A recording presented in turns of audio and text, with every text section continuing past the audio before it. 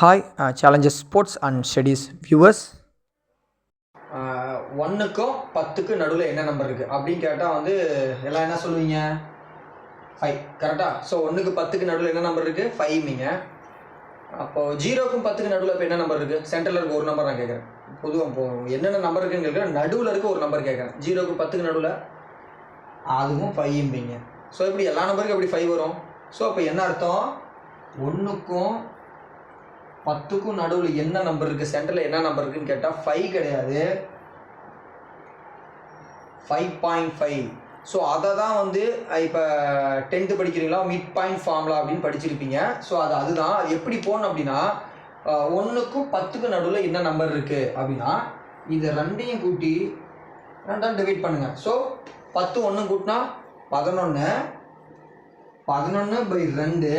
So இதை நம்ம divide பண்ணால் 5.5 வந்துடும். அதே மாதிரி தான் 0க்கும் 10க்கும் நடுவில் யாரும் நம்பர் கேட்குறான். 0வும் 10 கூட்டுங்க, 10 / 2 போடுவீங்க. அப்போ 10/2னா 5. ஸோ 0க்கும் 10க்கு நடுவில் தான் 5ன்றது கரெக்டு.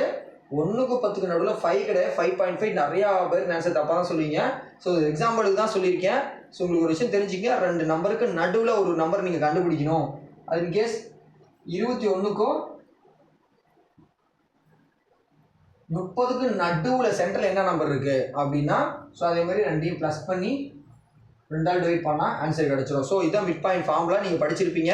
இப்போ இதுதான் வந்து M1 சொல்லுவாங்க, இல்லை X1 சொல்லுவாங்க, இதோட இல்லை Y1 சொல்லுவாங்க. ஸோ X1னா இது X2 / 2 வரலாம். X1 + X2/2 போட்டால் மிட் பாயிண்ட் ஃபார்முலா. அதாவது 2 நம்பருக்கும் நடு நம்பரை கண்டுபிடிக்கிறதுக்கு இதுதான் ஃபார்முலா.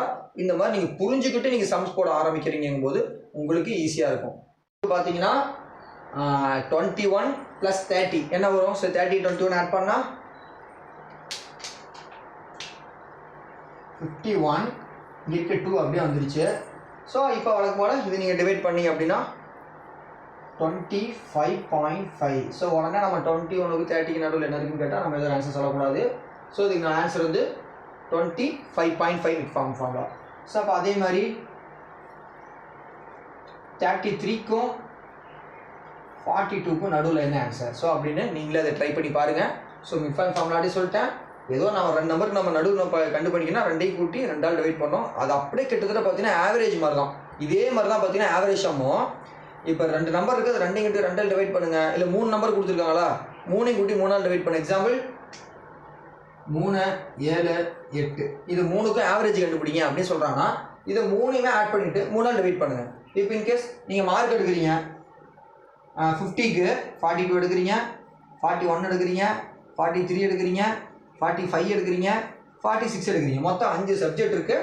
50க்கு இத்தனை மார்க் எடுத்துறீங்க. இதுக்கு நீங்கள் ஆவரேஜ் மார்க் கண்டுபிடிக்கணும் அப்படின்னா சேம் 1 2 3 4 5 இருக்கா, அப்போ 5ஐயுமே கூட்டிட்டு 5ஆல் டிவைட் பண்ணுங்கள், அவ்வளோதான். ஸோ எத்தனை கூட்டுறீங்களோ அத்தனை டிவைட் பண்ணிங்கன்னா அதுதான் ஆவரேஜ். ஸோ மிட் பாயிண்ட்டும் ஆவரேஜும் கிட்டத்தட்ட ஒரே மாதிரி தான் இருக்கும். Okay. This video sponsored by BuyMode.